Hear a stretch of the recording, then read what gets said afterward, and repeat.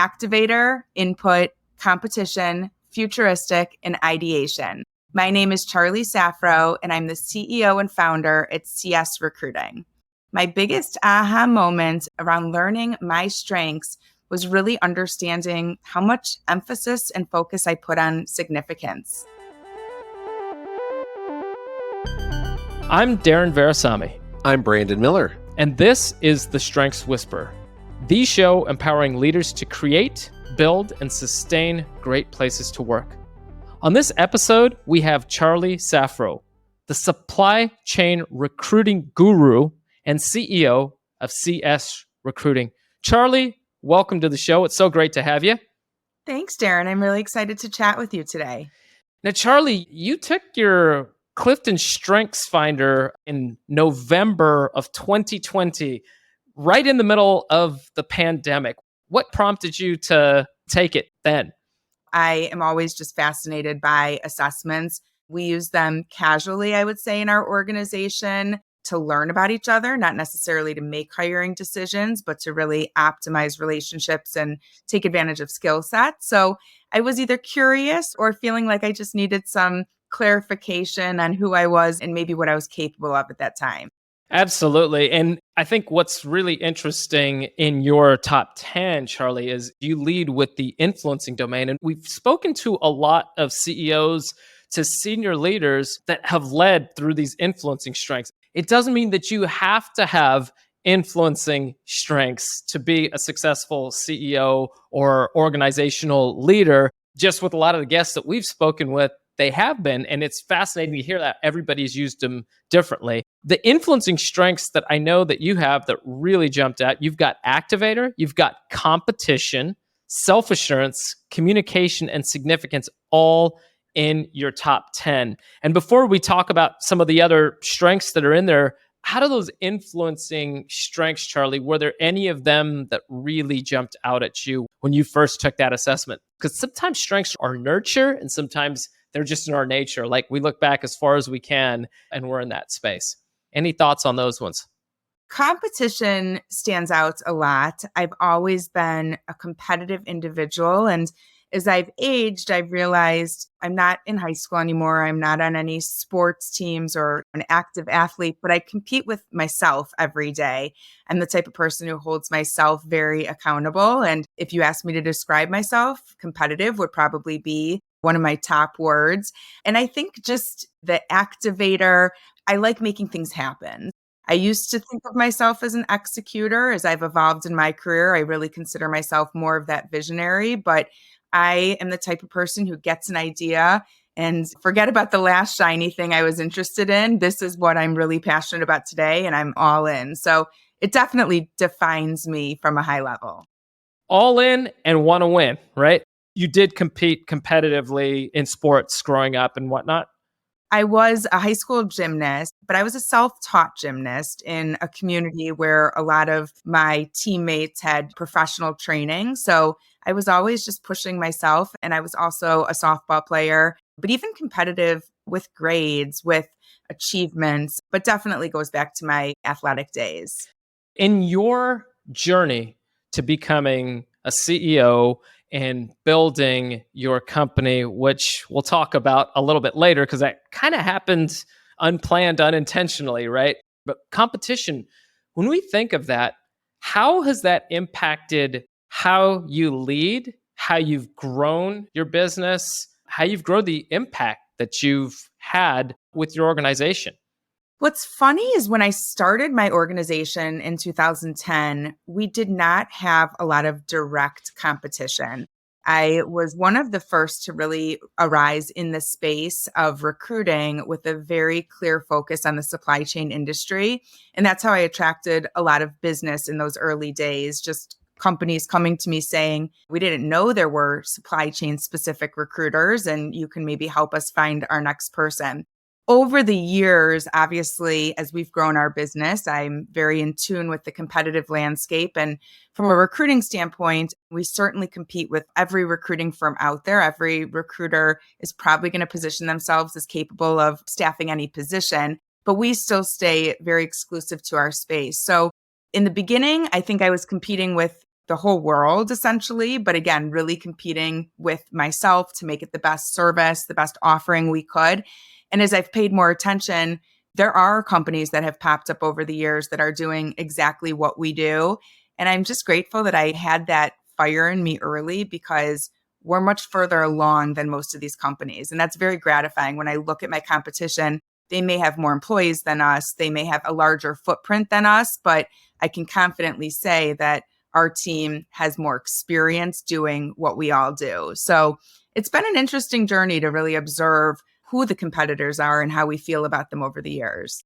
It's fascinating what you just shared with how that has rippled through the industry over time. And one of the things that's really interesting for leaders, for founders that have competition in their top 10, it's not only how we see competition in terms of who are our competitors in the marketplace, it's the fact that when we're communicating with our team, when we're looking out at the field of growing our business, things are very much oftentimes defined by keeping a scoreboard. Where are we winning? What can we do to win?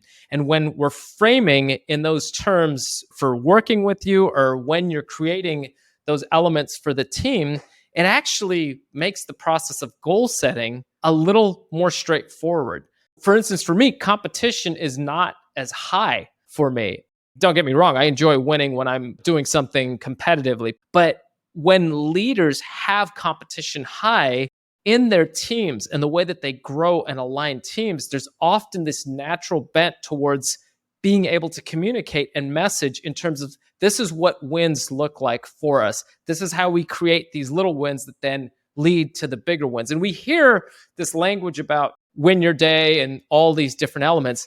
Those that have competition very high have an awareness of how to message that oftentimes, and that can create a lot of forward momentum, particularly when you pair it with the strength like activator, like you said, that's a catalyst for getting things started.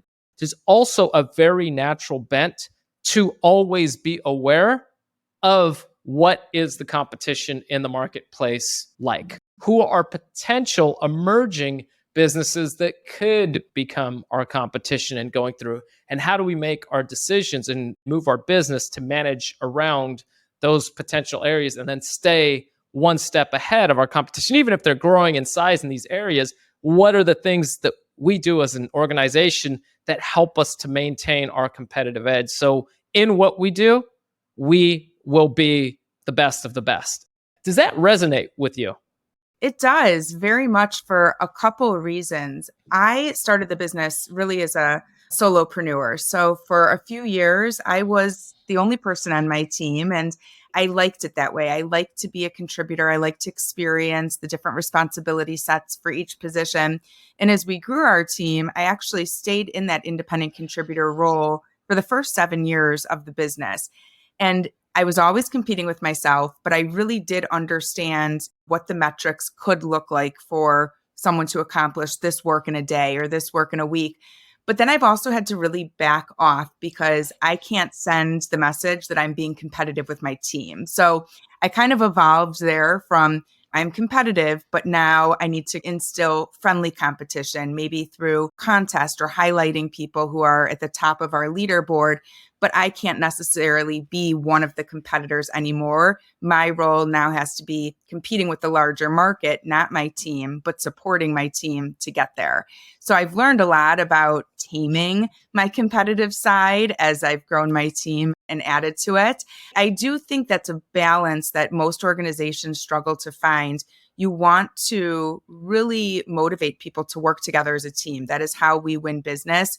But yet recruiting is an individual sport. So how do we create that friendly competition where our team members are rooting for each other, recognizing those little wins? And even being in the position taught me that at the end of the day, in recruiting, a win is a placement. We helped a company find someone, they hired them, they started, and they stayed in that job.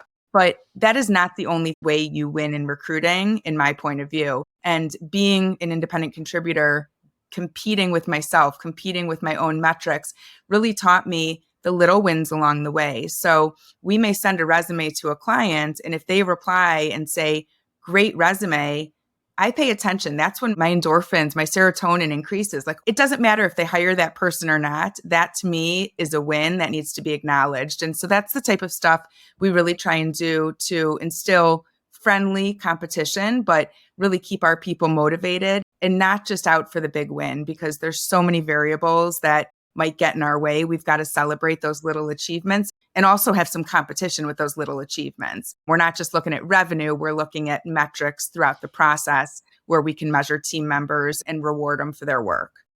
Charlie, that was just a brilliant example of what calibrating our strengths actually means.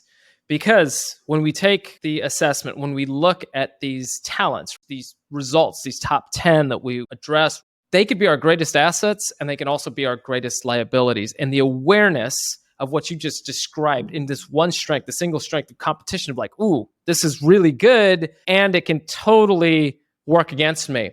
And I need to align the wins as like a team win. You talked about gymnastics, thinking of another sport. I used to run track. You had to run your individual race. You had to perform individually, but it rolled up into the team score. So at the end of the day, even if you were beating your teammate or your teammate was beating you, these are areas that you were still going to go out there and try and leave it all there on the track, but still perform at your best collectively and support each other for those wins and not try and undercut each other in training or in any of these different areas, because it was still all about the team win. And that's an important reframe, because we can get lost in the individual elements of some strengths like competition, of what does a win look like for me? But if you take that M and you turn it upside down, you get we. That's where the reframe comes in. So what do the wins need to be that we have individually? How do we define those for our teams? And how do we define the organizational wins and how these individual wins roll up? Listeners, I just want to highlight what Charlie just articulated that she has gone through in her journey, and practice is absolutely showing how we effectively calibrate a strength, and competition being one of them. And that's often one, Charlie, that is a struggle for a lot of people, because they're like, oh, wait, this person that's working for me on my team, or I'm working with them, I need to beat them. But that's not creating the cycle that we want. There's actually a brilliant book out there about this called Destination Unstoppable that Maureen Monty wrote about a high school hockey team that physically had all the talent in the world. I'm not going to give away the end results, but they were struggling to win games. They should, when you looked at them, have just been dominant.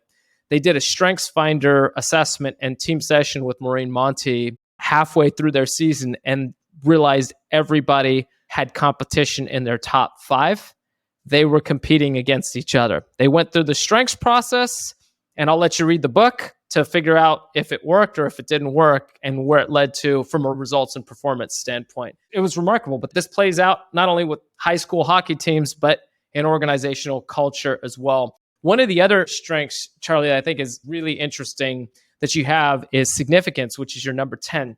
What is so profound when you put competition and significance together? Competition is going to be aware of who's out there that I'm competing against in going through. Significance is highly aware of doing something that is significant and being a part of something that's greater than self and being able to advance an idea that's greater than self. And when the spotlights turn on and we have to show up and we have to perform, that can be intimidating for some folks.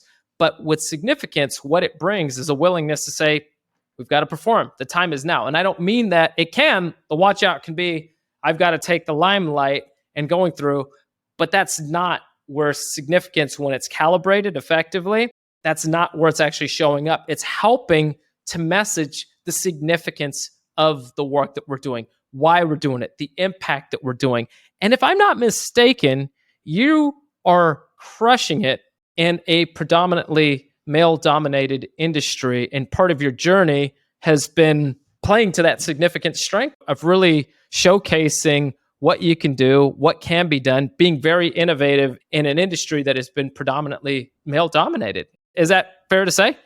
It's very fair to say. That's a great nugget that you just shared with me about me, because I've never really thought of it that way. Would you compare significance? Does that go hand in hand with purpose, like needing a purpose, or do those fall in different buckets?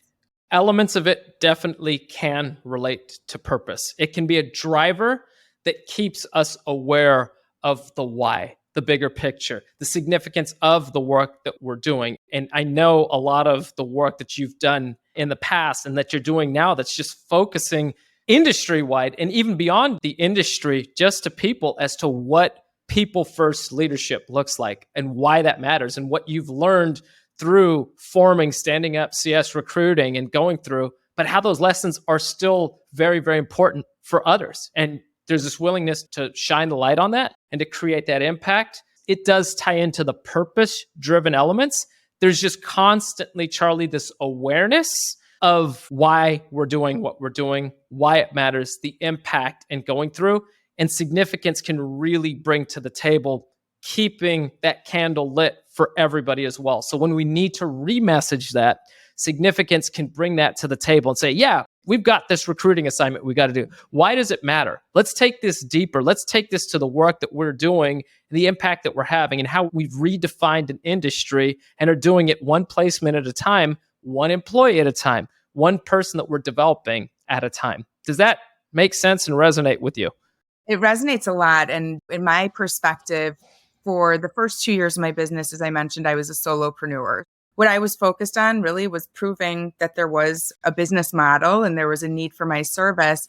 And as I started to grow my team, I realized that I had to build a culture. And one of the ways directly or indirectly builds a culture is through connection and having that common purpose, being part of something bigger together.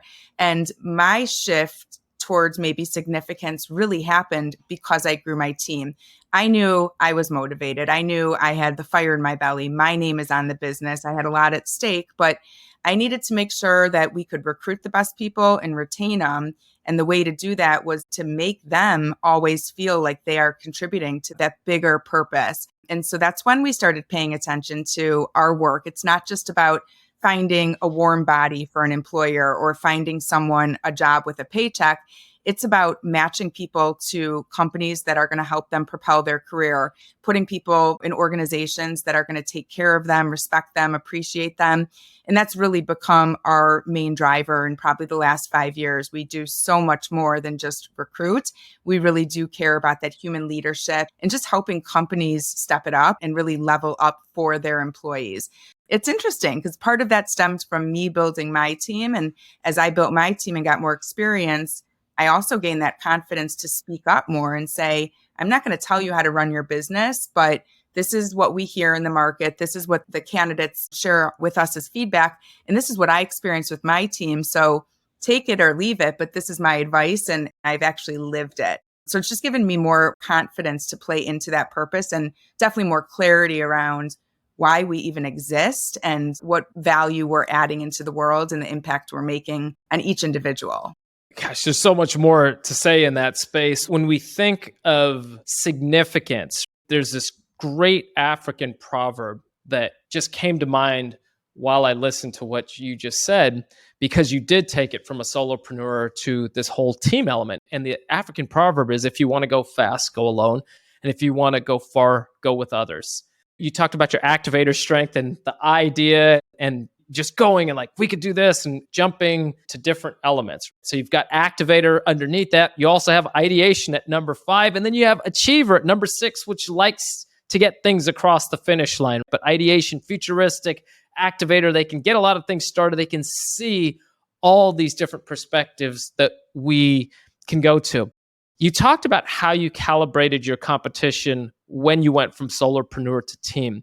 I'm curious, how did you adapt your pacing as you realize the birth of this significance? The seed has emerged from the soil and is now growing into something larger than what you could handle on your own. And you started leaning into that African proverb of, if you want to go fast, go alone, but if you want to go far, go with others. How did you manage that pacing? Because that activator, it likes to go fast, doesn't it? It likes to get started. And gosh, we should have finished that in like 1986, right? Even though I just had the idea today. That's how it feels. I'm a fellow activator as well, so I know what it's like, and my business partner is as well. How'd you work through the pacing side as you were starting to expand your team to make sure that we could get people in alignment to move forward to the significance of what you were doing in the workforce? I won't lie, it does not happen overnight. You have to go through failure. You have to learn the hard way to realize not only what's important to you, but what is important to each individual on your team. And funny story, I worked for my husband for a few years, which is how I learned the supply chain industry and also where I taught myself how to recruit in his organization. He sold his business, and before I started my recruiting firm, we were brainstorming what we were going to do next. And he said, whatever we do, we're never hiring another employee because employees are just a pain in the butt and they cause such frustration and stress. And that's what keeps us up at night. And so I was like, yeah, I totally agree. Like, we are accountable for ourselves. We know what we can do. And then we just got to a point where opportunity was there. And I think maybe playing into my competition strength, I do everything I can to avoid failure. And I was at a position in my own business. And at this point, my husband was my one employee, but I knew that I was either going to fail or underdeliver because I was stretched too thin, or I had to go out and hire and break my promise to him about never having another employee. And so we did hire our first employee. She's still with us today. She's our COO. So that was a successful, loyal recruit. But I think that as I've added to my team, it's just funny, Darren, because there's so many parallels because of our business. We are in the human recruiting business. And so I've watched my clients. I understand that companies hire new headcounts because there's a vacancy, because someone resigned and you've got to fill that spot, but also because of growth and opportunity to pivot, opportunity to expand. And I've really modeled my business after that. Every person that we bring on is a significant step up for us. And we pay a lot of attention to the people we hire and what they're going to do and make sure that their values are aligned with ours. So it all goes hand in hand with building a culture, and it's never over. The work is never done. So I can confidently say where we are from a culture standpoint is we're so much further along than we were even 2-3 years ago, but we still have a lot of work to do, and every hire we make is going to contribute to who we become in the future. Thanks for sharing that. In your hiring process, are there any key nuggets that are really foundational, not only to your internal hiring, but even when you're recruiting and trying to place candidates and identifying a culture fit for a candidate going into an organization? For our own hires, we have learned some lessons the hard way. We went into this believing that we needed to focus our hiring on finding candidates that either had recruiting experience and we could teach them supply chain, or that they had supply chain experience and we could teach them recruiting. And that was the foundation of our hiring for the first several years. And I say we learned the hard way because we had some toxic employees. We had some people who on paper in their resume, they blew us away. But then once they were in front of that computer, they were not who they said they were. And then we switched gears and we started really focusing on soft skills. And I think soft skills, that is what defines someone's personality. That is how you're going to determine if they're a cultural fit and they align with your values and what your company stands for. When we focused on soft skills is when we started hiring people with no experience or completely irrelevant experience, but we saw their strategic thinking. We knew that they were reliable and responsible. We could sense they were hungry and motivated. And those are the best hires. Not saying some of our best hires do have the industry experience as well, but it just got us thinking again about our criteria and really who can get this job done the best. And we proved ourselves wrong. So now we focus in on those soft skills. It certainly varies by position, but I would say overall, we want people who align with our values. We can usually figure that out in an interview by asking questions that lead them to elaborate their soft skills if they feel like they're innate or they feel like they developed them over the years. When it comes to hiring for clients, it's tricky because they are hiring a recruiting firm and willing to pay a recruiting firm if we can deliver XYZ candidate. And so every hiring manager will tell us at the very end, like, oh yeah, and they need to be a cultural fit. But I would say we're still working on educating clients. As recruiters, we're tasked to go after more of the hard skills. Find me someone who can use Excel and Tableau, has worked at my competitor for 3 years in this position, and I want them to come in and hit the ground running. And then when they say they need that cultural fit too, we challenge them a little. Like, what does that mean? What types of soft skills are you looking for? And I do think the workforce in general, especially in the United States, has transitioned a lot since the pandemic to focus on those soft skills and to really evaluate people as humans beyond their title. We're always looking for the person with the right title and that experience, but is that really the most relevant reflection of how they're going to work? No, I think it comes back to soft skills. Probably lines up a lot with these results and identifying your strengths and maybe the areas where you need to continue navigating. I really appreciate you sharing that. And I actually, on that, I want to change gears slightly, but build off of that. You shared something that really stuck with me. You said, empathy is my superpower. It's not my weakness.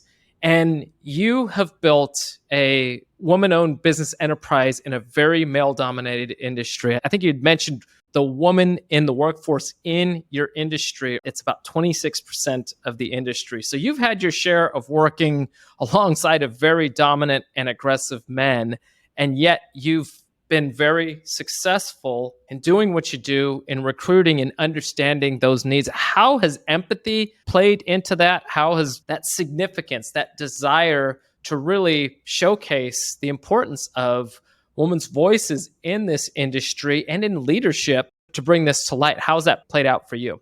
Not only do we play in a male-dominated industry, but when you think of our industry as supply chain, which also includes trucking, transportation, logistics, it's a rough and tough industry. I mean, we are working with professionals, but professionals who have hard hats and steel-toed boots and are working in a facility with equipment and machinery all day. And so I've had to find this balance. In the beginning, I thought I need to go into every conversation with thick skin. I'm going to prove them wrong. You know, they think I'm this petite woman that they can run me over, but I'm going to show them everything I know. And as the years went on, I really just played into the idea that we are people helping people. And if you are coming to us to hire, that means that you believe people are your asset and your fastest path to growth and scaling. And I've played into that whole idea of putting yourself in someone else's shoes. So when we have escalation issues and a client calls us and you brought us this candidate and they didn't show up to work on their third week and today we're going to fire them, I understand where you're coming from and I respect whatever decision you need to make for your business. But do we know why that person didn't show up to work? Have you gotten a hold of them? Have we investigated? Maybe this was out of their control. Maybe they're on the side of the road or in the hospital, and just opening eyes through conversations like that, where I'm not being pushy, I'm not being offensive, but I get them to think for a minute. And I'd say sometimes those situations play out as expected. The person didn't show up for no good reason and they're fired. But I do think our clients appreciate it because a lot of times, especially in escalation situations, like they come in hot and they are firing on all cylinders. And I use that empathy and that compassion to just calm them down and bring them back to the reality. Like, we are still talking about a human being. I don't care how late they were or how much they messed up on that report. This is a human with emotions and a family to support possibly, and a whole set of issues and background that we don't know about. So really just playing into being in the people business, but helping people see people as people. It very much makes sense. And one of the things I know internally with just building on the people and the needs that people have, because people will contribute far more when their needs are met. And I don't just mean financial needs, but if their needs for understanding, the needs for being heard, that validation, when that can take place, oftentimes what you'll find is people will show up, they'll contribute a lot more because they're clear and they know that their needs are being watched out for and that there's an interest there. You have really focused on working parents and engaging them. I know you are a working parent. You have a beautiful family, but you were building this company and had children along the way and have done that. And I know this has been something that's, well, since we've been on the significance train, been of a lot of significance for you to provide a model for that in your workplace and how to engage them. Can you talk a little bit about that and how that's played out for you in your leadership journey as well as in the culture? Something I have learned along the way is that as a working parent, you have to find that balance, and that balance might not look the same for everyone. Again, when I started the company, I was the only person who had children. When I went out to hire my first employee, I laugh about this today, but I extended her an offer and I said, this is how it's going to work. I do not have childcare on Wednesdays. I had 3 kids under 5 at that point. And I said, you can come to the office Monday, Tuesday, Thursday, Friday. I'll be there with you. We'll collaborate. We'll work together. But on Wednesdays, there's no point in you commuting in from the city to our office to sit alone because I'm going to be with my kids on Wednesdays. I'm going to be putting them down for naps, taking them to daycare. And our whole business has evolved with that model. So when we went to hire our second employee, it was Wednesdays at home. And as my kids grew up, I've learned that there are seasons you experience in your personal life that go hand in hand with the seasons in your professional life. And so my kids grew up. I didn't need to worry about childcare on Wednesdays when they were all in full-time school, but we held to that policy and evolved with that policy. And today we are a fully remote organization. We went home in 2020, like the rest of the world, and we never went back. Before we made that decision, we had a lot of conversations. We looked at the pros and cons. We surveyed our team. But I think me leading by example, I showed that working from home worked really well for me, not just because I was a parent, but it made parenting a lot easier.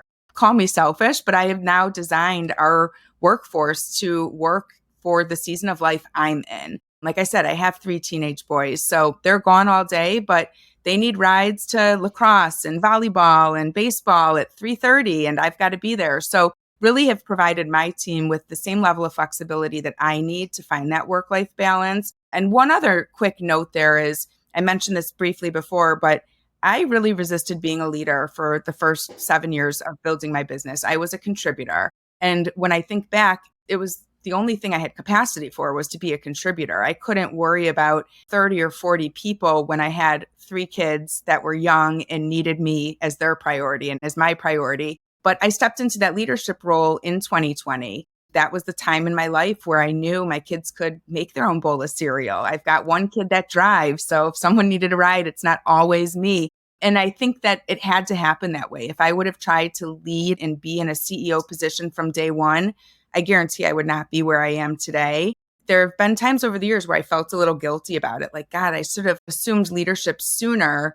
But when I really reflect on it, I couldn't. Like, it didn't make sense with my life and the lifestyle I had as a working parent. So I did it when it worked for me and I just made the most of it. And today I think we've got 18 kids through our employees. And so it's really rewarding for me to know that I'm not only providing a great job and environment, but I'm helping working parents find that balance because of the policies and the philosophies that we have in place that came from my personal experience and my own needs. So that's really how we've shaped this whole work-life balance, flexibility, and being able to support working parents. Charlie, sometimes life happens for us, not to us, right? That's how it goes. Even though at the time it might feel like, oh gosh, this is crazy, but everything in due time, oftentimes, I think Steve Jobs said this, you can't always connect the dots looking forward, but you always can when you look back. As you grew into a leader, grew into a CEO, as you just articulated, as the seasons of life and family helped you grow into that place, you are also outside of CS recruiting. You've really taken this focus on people first leadership, and you've realized that some of what you're doing ripples beyond just your industry and recruiting. Can you just share a little bit about that, about where you're heading in your future and the future impact that you'd like to make beyond CS recruiting, beyond the industry, with logistics, with supply chain? Supply chain is a huge industry. And so over the years, I've gotten that question so many times. Why don't you expand outside of your industry? And why don't you do recruiting in other verticals? And my response has always been that we have tapped 0.1% of this industry. When you think of supply chain being any company that moves freight, manufactures something, transports something, like the opportunities are endless. For many years, I pigeonholed myself to only talking about recruiting for supply chain and logistics. And it really started when I got more vocal on LinkedIn. And this was right after the pandemic.